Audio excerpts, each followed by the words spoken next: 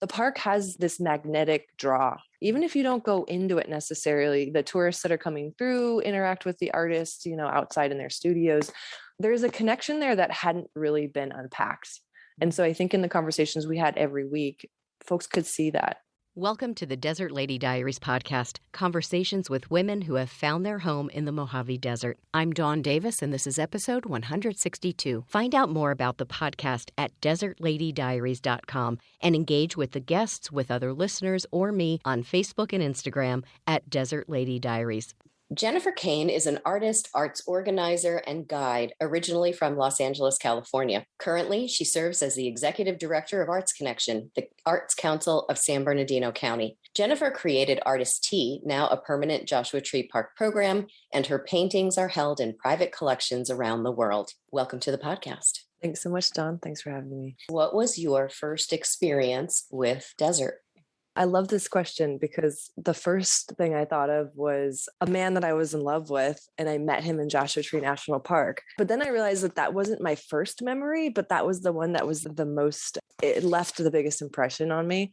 So I went back even further.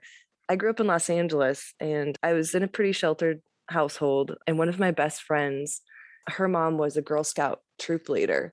And I wasn't in their troop, but she was my best friend. I'd go over to her house to basically escape the house that was not my favorite place to be growing up. And so I remember her mom taking me and my best friend, Mara, to Joshua Tree National Park to camp. And it was one of my first experience camping in the desert. I had camped in forests with my family all the time, did fishing and stuff like that, but I had never been in a place where the wind was so much like the wind was like a person, in which it took up space. And I remember not sleeping at all that night as a kid. And I must have been about 10 or 11 years old. And just the flapping of the tent and getting up and just being like, oh my God, I've never had windburn before. Like, what is that feeling? And just feeling so exposed, coming from a city to a place that's so wide open like that. So that was the actual first experience I had of Joshua Tree itself, and then just different experiences kind of bringing me back to that particular campground of Hidden Valley over and over and over again over the next 3 decades. Wow. So at what point was there a decision like, I'm going to not only move to the desert, but get involved with the Joshua Tree National Park? Yeah, that's a great question. I feel that oftentimes in our lives, there's some sort of path we're following that we don't realize we're walking it until later when you look back. Mm-hmm. So I didn't end up back in Joshua Tree full time until 2008 and didn't think I would end up there. But again, it was this attraction. I had fallen in love with a different man this time. And he was darn men. I know, they just keep drawing. Anyway, so I kind of followed him there. He was really drawn to the space. He'd met a lot of different amazing humans who'd been kind of homesteading there or building their own lives there for decades. And he kind of fell into this group of dirtbag climbers that were hanging out in Joshua Tree National Park and had actual houses in the town. And that was in the early 2000s. When I came back from the Peace Corps, I decided to spend some time in Joshua Tree with him at the time, and then got a job taking kids climbing and backpacking in the park. So I did outdoor education for about 3 or 4 years in and around Joshua Tree in the state of California. And at that time, 2008, 2009, we were like, living out of our cars, didn't have a lot of money. I come back from Peace Corps and they give you very little money to reentry. So I had enough to buy a car, like a truck that I was living out of, doing a lot of camping in the park. And then my partner at the time, we decided to look at buying a house because they were so cheap. It was cheaper than renting. So we ended up buying a place in 2009 and settling down there. Still have a place there and lots of friends. So yeah, nice. So you mentioned the climbing community, and you had written what's called a dispatch for the Mojave Project, which is led by Kim Stringfellow here in the area. For someone listening who doesn't realize that the climbers are a huge community within Joshua Tree, can you talk about that community and the history of it? Because I've read the dispatch and it was really interesting. Didn't realize how far back it went. And can you just talk a little bit about that, maybe a high level of the article that you wrote? Sure. Gosh, that project was so fun for me to do because being a climber, sometimes you get involved in things you don't know the history of them. You just love them. It was an awesome opportunity to dive in deeper into not only the history there, but some of the people I'd never met before who still live there. Kind of like a treasure hunt in some ways. Yeah. Wow, what did I learn? So it's landscape.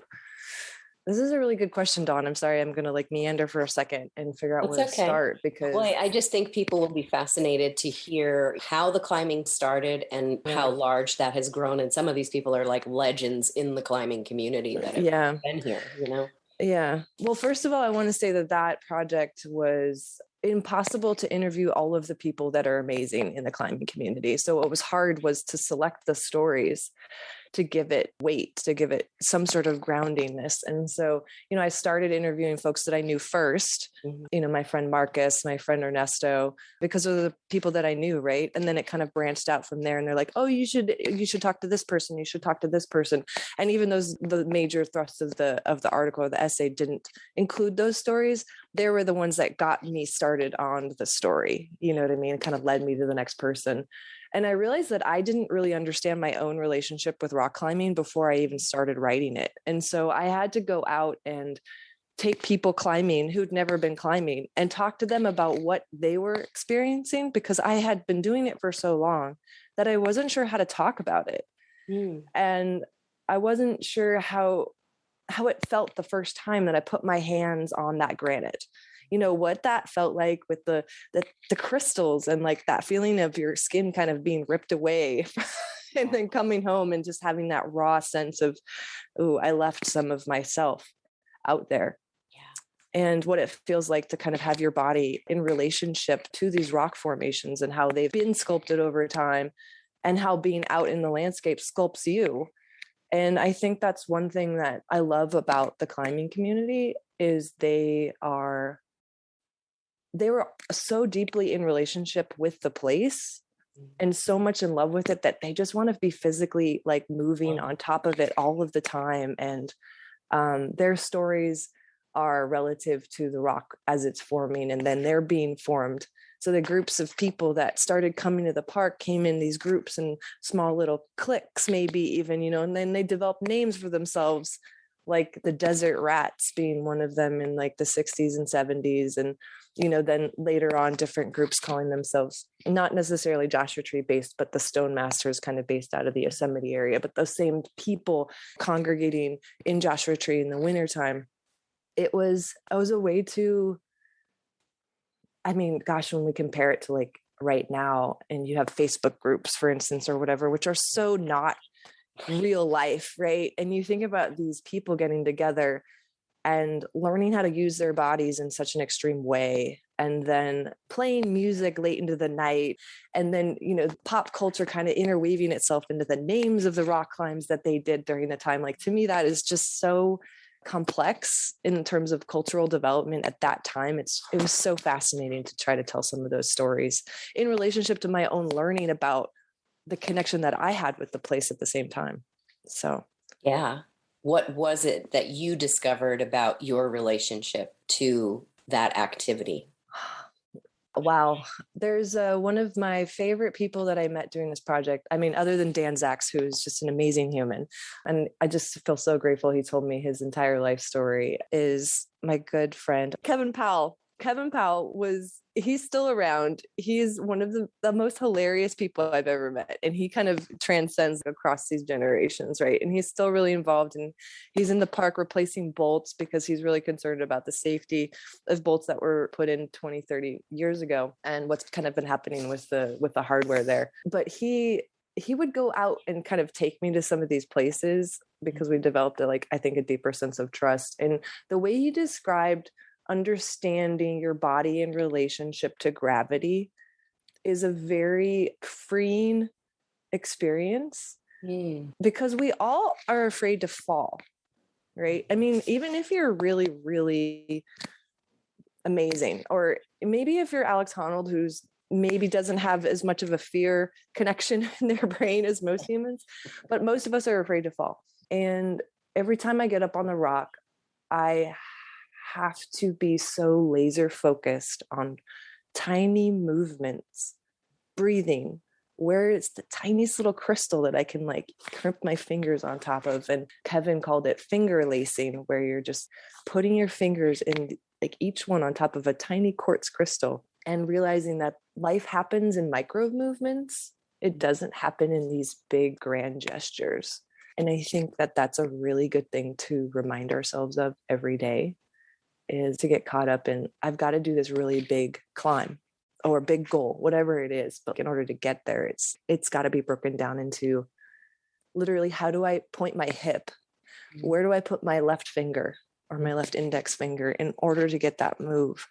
And I think that's one thing that I learned about myself, but learned even deeper in talking to other climbers about what they learned as they progressed and pushed themselves to the next level on their next climb. And it sounds obvious to me that in those moments, it's also about being, like you said, super focused, which forces you to be very present in just that one moment. Mm-hmm. So, wow, it's almost like a spiritual experience to be climbing those rocks. 100%. And it doesn't surprise me that a lot of climbers are scientists and physicists and folks are just like really, they love the philosophy, but also the reality in both and where they combine. It's really an interesting community that teaches me a lot about simplicity. Yeah, totally. You had mentioned bolts. And I know that recently there was also, I think I read there was a meeting that the park was having with folks in the climbing community about the hardware and in the rocks and all that kind of thing. Do you know anything deeper about that? Or could you just explain what a bolt is to somebody who has never climbed before and doesn't know? Yeah, sure. I will say that I'm not the expert on this, but there's a climbing ranger in the park. Usually Saturdays and Sundays during the high season, they do a climber coffee up at Hidden Valley in the campground. So if you have a lot of questions about this, I encourage folks who are not climbers to go to that. It's super interesting. But a bolt is basically two sets of hardware that are drilled into a rock. And it includes different diameters, but basically a black bolt or something you would use in construction, but these are beefier, and beefier is not a technical term. And then there's also a hanger that goes on top of it. So the bolt goes through the hanger, and the hanger is something that you then clip your climbing gear into. One half of it's got a carabiner connected by a piece of webbing or a dog bone. The other side also has a carabiner that the rope goes through. So it's a mechanism for sport climbing. Okay. And some of those bolts, the hardware was a little questionable, the first ones that went in. I don't remember the first bolts, like what year they went in, but with rain and the different minerals kind of combining in the holes, because they were drilled in or hammered in, they're not super secure anymore, or the metal has deteriorated. So they're not safe in some instances. So there's a big movement to replace the ones that went in a long time ago. I think there's even new technologies, better metals and things like that. But again, there are people really trying to take ownership of some of the things that went in that maybe aren't safe anymore for folks. I encourage newer climbers to get involved in it, maybe educate themselves about that, and to support the folks who are doing that, oftentimes as volunteers. Yeah. Cool. Yeah. Thanks for going into that a little bit more. Yeah. Switching gears into your artist practice, which I believe is mostly watercolor. Is that right? It is. Yeah. Yeah. Yeah. How do you feel that your relationship, you talked about being in relation to the rocks as a climber, and a lot of your work is landscape work. So was there any crossover into that? And what started you on the path of that artistic part of your career, and specifically the watercolors? There's a nice overlap there with thinking about desert, right? And my main medium requiring water. I love watercolors for its simplicity, in terms of what we were talking about with what the work I've always been drawn to is thinking about the least amount of materials that I can use and, not contributing to waste in the world and all of these things. So watercolor was something that I honestly initially didn't think about, like, oh, I'm going to be a watercolor painter. But when I left the United States when I was 22, joined the Peace Corps, and I was in southern Thailand for 2.5 years, a friend of mine gave me a set of watercolors when I left. And my background is that I studied art in school. I was a painter, but I painted with acrylics. And I was also really interested in sculpture. I did a lot of recycled art, recycled paper, pulp sculptures, all of these things. And I didn't paint with watercolors at that time. And so taking very little with me, 2 duffel bags and not even a computer at the time. And I took a set of watercolors. I didn't touch that set of watercolors until maybe like 6 months before I came home. And it was just because I had so much downtime and I didn't really know what I was doing. When I came back home and I was traveling around guiding and doing outdoor education in California, I started using the paints in my downtime in the evenings and just trying to translate landscape, because that's what I was surrounded by. It was a way of trying to, understand better what I was looking at, and then sharing that also with the kids. I started sharing that with the adults that I would take guiding. And I really just loved the fact that I could take a small set, that could fit in my pocket, really saturated colors, because you're not getting these nuance. They weren't the natural pigments that people are kind of into these days, where, they're ground up and you can kind of see even the rocks in them. They're the really even kindergarten colors at the time. But I started to really love them. I loved having to choose the really saturated colors and getting into the contrasts and being able to sit down. And if I was near a stream, or I didn't need much. I think that's what it came down to, is that I could have a pen or a pencil, a piece of paper, and this tiny set, and be able to really kind of in tune with how I was feeling and translate that onto a piece of paper with these really basic colors. I haven't really moved past that. I've gotten maybe fancier colors, and maybe I've added some ink into it because I like the line work a little bit stronger these days. But I think I just get more and more interested in what's the least amount that I could show that still translates this landscape. A little bit like how Georgia O'Keeffe did in her work, where she said the job of an artist is to show you what part of this I think is interesting instead of the entirety of it. So I love that we have to make these choices. And I think that's a little bit about what the different deserts or Joshua Tree also taught me, is there's a lot to look at. And it's about, kind of directing your attention in a really special way. Yeah. With that art background, talk to me about having the idea and creating Artist Tea, which I don't think is currently running because of, the health situation that we've been in for the last 18 months. But for people who may want to see that come back, can you talk a little bit about how that idea generated, and just describe to people listening who aren't familiar what it was all about? Yeah, what a fun project. I feel really lucky that I was given the opportunity to explore that and develop that. And I mentioned earlier with the climbing community, they had the Climbers Coffee program. And I didn't realize that program has been going on for a long time. I think it got started in the 90s. And it was, I think, current Superintendent David Smith. He was one of the rangers who helped, he was running Climbers Coffee, walking around getting climbers to come. They were the user group that they wanted to engage with. And so that was a nice informal way to get the community to come talk about, what they're doing. What are the issues? How can the park be more involved? And so I got invited in to support Rebecca Lowry on the JT Lab project, which is her amazing vision. And I love it. I got to work with Rebecca in grad school, and that's kind of how we got to working together. I was support on a class project that she was involved with the park.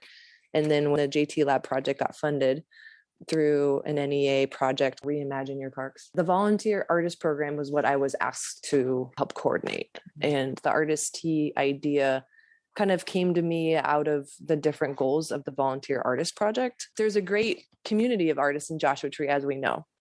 And there's an amazing park up here and people who go to the park. But how do we connect the two?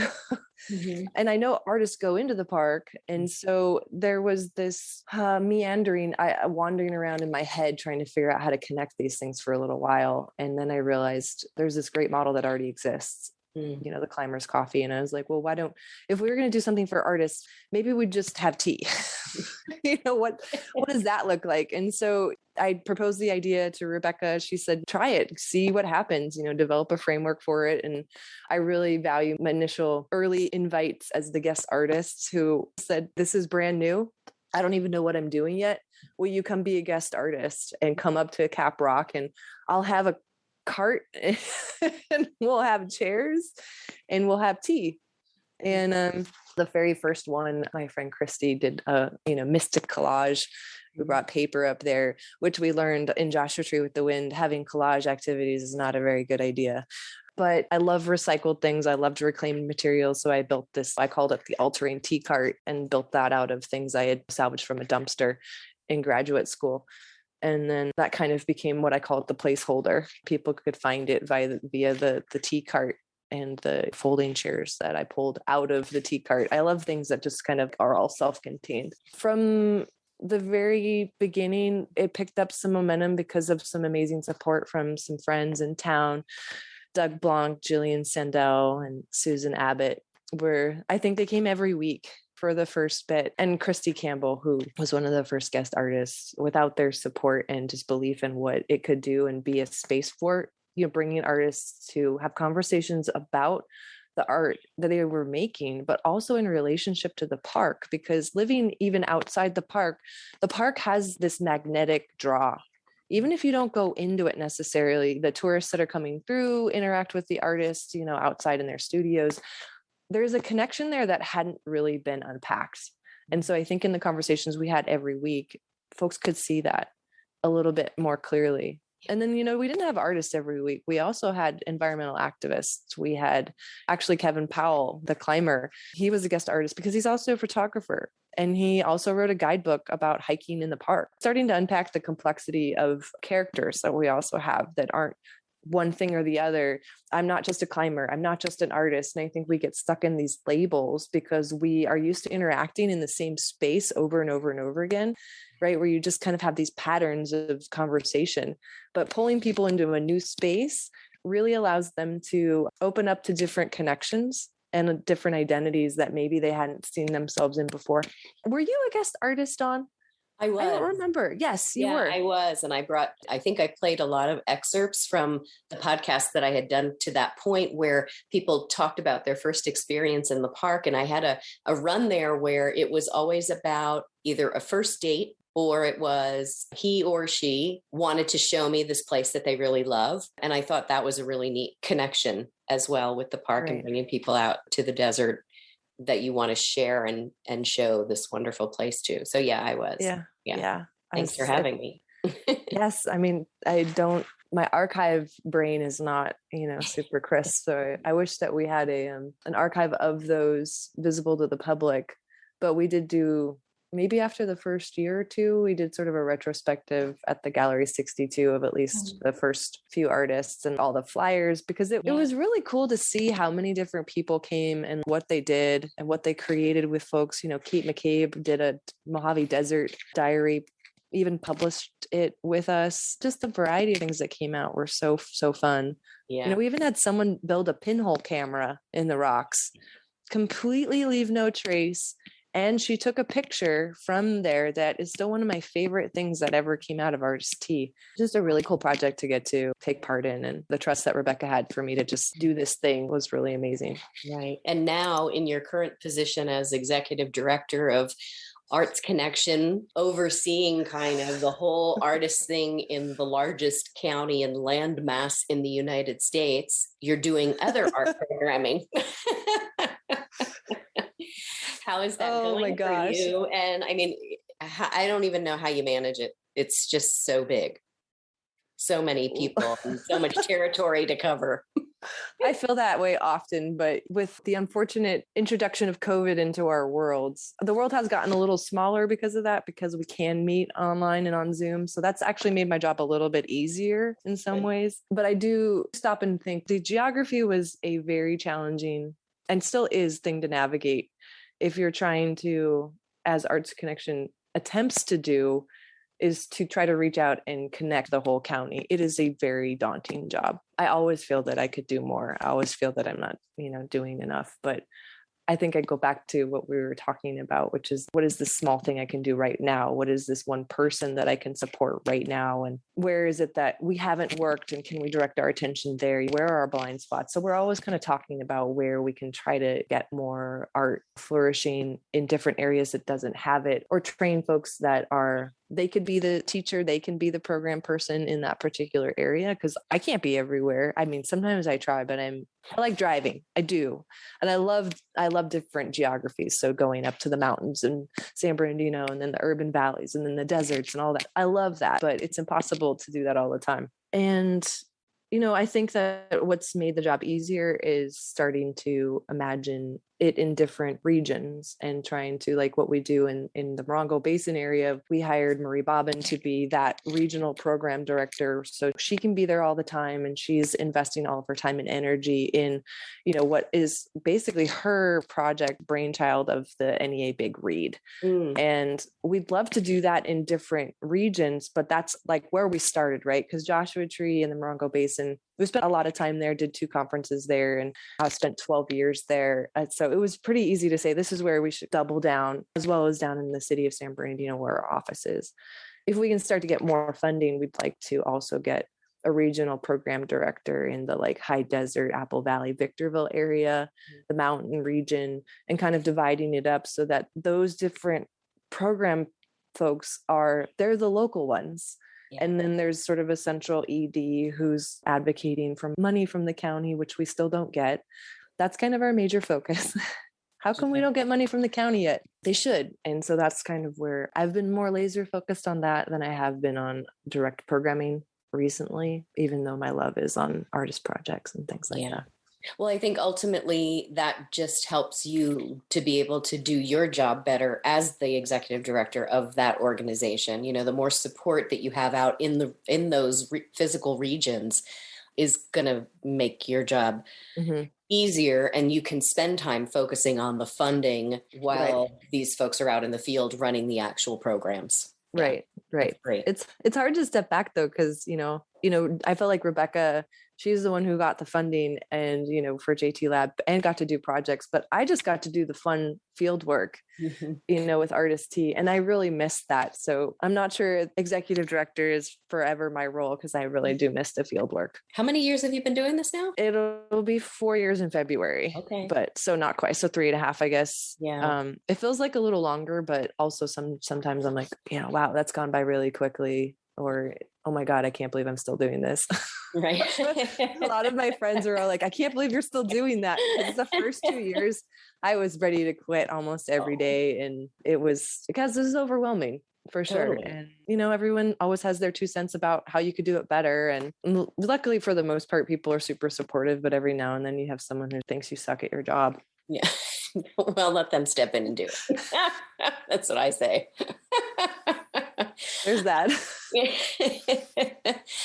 So speaking of the Big Read, just at a high level for someone listening who's not familiar or maybe doesn't live here, this is our 3rd year. The Morongo Basin has gotten money. Not every community that applies gets it. Do you know the number of recipients over the total U.S.? I believe it's about 80, 84. Okay. That might have been the number from last year, but it's not high. No. And we don't have very many in California. I think I can't tell you the number in California, but if you divide that up 84 across the US, it's less than 10 in the state of California. It kicked off September 28th, 2021, and will run till the end of October. So if you're listening and you haven't gotten your book, come to Soul Connection. I still have some copies. Get the event schedule to sign up for the rest of the events that are available for the rest of the month. But talk about how that all just comes together at a high level. Yeah, without the funding from the NEA Big Read program, the programming wouldn't happen. So, timeline wise, Marie Bobbin is the program director. So she thinks about the programming almost a year in advance. So let's just say the programming ends end of October. The applications are due in January for the next year. Even though it happens 1 month out of the year, it's kind of like you're always planning and working on the program year round. So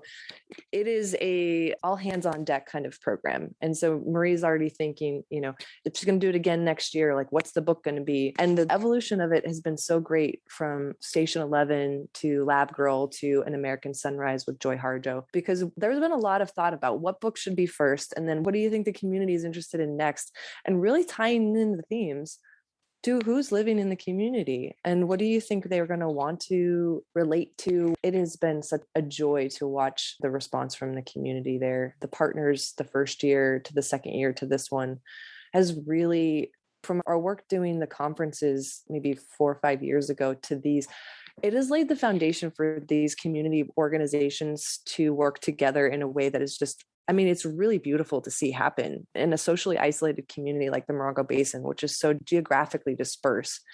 And a lot of these sort of like interest groups which necessarily don't talk to each other.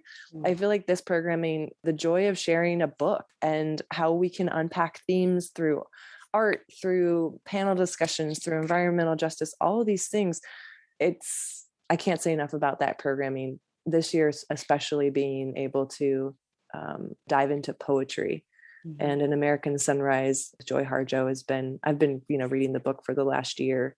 And a poem is one of those things like where it's like a nugget of quartz in a rock, where it builds upon this entirety of an experience of a place. And I think Joy has done such an amazing job in her work as U.S. Poet Laureate to give us a breadth of experience that everyone can find themselves in, even if it's just a single line. Please pick up the book and go read it and come to the book discussions. Find those. There's panel discussions with artists coming up. Films. There's, yeah. Oh, yeah. All kinds of things. And if you have a little reader, go to bigreadmorongobasin.org and look at the Little Reader program, because there's a book available for them and programming, I assume, for the little ones too. Yes, we're super grateful to our Spark Growth Program partners for doing that, as well as support from San Manuel and IEHP to be able to bring Joy out and also to buy more books for the community. So all of the programming and everything is free because we do a lot of grant writing. And I don't know exactly what the budget is for this, but it's entirely free and it's tens of thousands of dollars to put it on. So that's usually what we're doing in the background, is trying to figure out ways that we can make money. Right. So if you're listening and you're so inclined to make a donation to Arts Connection of San Bernardino, how do people do that? Well, at any event, you can go ahead and do that. But if you want to go online, the website is www.artsconnectionnetwork.org. We are a nonprofit. We are not a unit of government, and all of our programming is grant funded or donation supported. Or if you're an organization, a nonprofit organization, and you found that Arts Connection has supported your growth or programming, if you could join, that would be amazing. It's only $100 a year, and you also get free grant writing support from me year round. Awesome. Well, thank you so much for being here today. I feel like we got a lot of insight into the life of Jenny Kane. From climbing to art to leading in an arts organization. So thank you so much for taking the time to be here today. You're welcome. Thanks so much for having me. Sure. Now, as we all know, before I let you go, I'm going to shake the magic jar of questions. And if it's your first time listening, I am going to ask Jennifer 4 questions that will be available exclusively to Patreon supporters of the podcast. So if that's something that you're interested in doing, go to desertladydiaries.com, click on the support page, and sign up to be a patron of the podcast. The questions I will ask Jennifer today are, what do you think about when you're alone in your car? Who is one person that made a big impact on your life, and in what way? What's your favorite fairy tale or childhood book?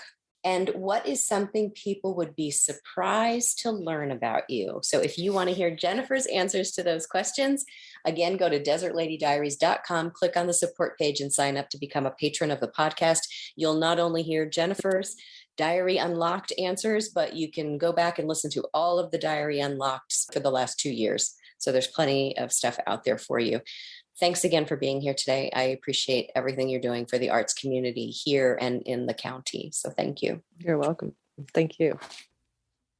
Shout outs this week to Deborah S. and Patrice H. Thanks so much for signing up for the new episode newsletter. I appreciate you. If you're listening and don't want to miss an episode, do what Deborah and Patrice did and sign up to receive the new episode newsletter. You'll only get notified twice a month. I don't send any other newsletters. Go to desertladydiaries.com and click on New Episode Newsletter.